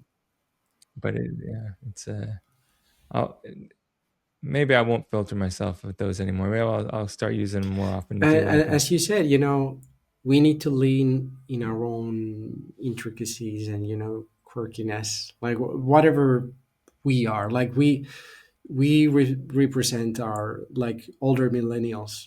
That's what we are. And us trying to pretend to be Gen Z, like the younger or older, it doesn't make any sense. Like we have our own cultural background and our influences, and shared a lot of shared cultural experiences as well, and that's how we can relate to each other and also find the uniqueness. Like I find it funny that Andre uses these kind of terms, and like that's what I like to hear. It's just yeah, that kind of a unique tool set that give you the right ingredients to make you more interesting as a personal creator, like a personal brand. yeah. I completely agree. You gotta lean into who you are, and let people see the real you, and then that's the way you get real Yeah. fans, right? It's like, you know, I've heard it explained with job interviews or dating. It's like, why present anyone other than yourself? Because, like, if you don't get the job or you don't get the partner, you don't really know if they would have actually liked you, Right. right? It's like, it's, I think that there's that fear of rejection. People don't want to put themselves out there, their true self, because if they get rejected, it's like they really got Mm. rejected rather than the false persona that they put Yeah. on. But when that gets rejected, that false persona gets rejected, then it's like, Um, wow, man, you never even gave yourself a shot. Like, you don't even know that person could have really liked you. And when you're trying to build an audience online, it's like, if you're trying to do an impersonation of somebody else, copy someone else out there, like, you don't really know, yeah, how like, long is if that gonna it will work? work Yeah, for you. exactly. Yeah. And Yeah. I know, we get so easily caught up with rejection, but I think it's a little bit immature way to see it. Like, I've been thinking about it a lot, and I think it's more about incompatibility, not about rejection. Like, that's how I try to reframe it for myself. Yeah, I like that. Like, Like if you say no to me, it doesn't mean that there's something inherently wrong about me. It means we weren't a good match in this thing. Then it yeah. just serves us both that I came to the situation authentic, being myself. And if it didn't resonate with you, that's the good outcome. Let's change the Yeah. script. Like, okay, it means that, otherwise one of us would be faking it, and that would create tension and problems down the line. Yeah. Yeah. I think that's a great reframing. I'm going to use that. That's definitely something that I think is helpful, and because you can backslide, even when you've been creating for a while, or just in life in Mm, general. You can find yourself hiding right. in the way that we're talking about, sort of putting out who you think people want you to be rather than yourself. Yeah. Yeah. So keep that in mind with the audience. You know, like you were saying, when you changed to AI videos, you kind of lost some of your audience. Um, and keep in mind that incompatibility thing is Yeah, just exactly. Yeah, um, yeah. And of course, yeah, they're talking about that. There's also ways to mitigate these kind of problems, modern problems in social media. Like, I've heard this term that they call bridge content. And if I want to start making AI videos out of nowhere, and my old content was more related to travel content, then I can figure out a creative way of marrying the two together, like create a travel video where I incorporate elements of AI, for example, and then, also bring it a little bit inside the script. So, yeah, when, well, I can only speak for myself. I've been a little lazy with that. Like, uh, but there's it's like merging the music genres we were yeah, talking yeah. about. And Yeah, how I like to see YouTube in general, going back to my earlier point, we easily overcomplicate things. And how I want to see YouTube going forward, like seeing what kind of expectations I set for myself, for example, in the past years. Like, okay, it's now 2025. This is my goal for the year, and let's go for it. But, you know, whatever your goals are, let's go back to the basics that, post content, fall forward.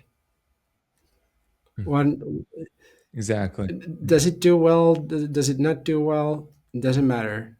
Keep posting content. It's step by step.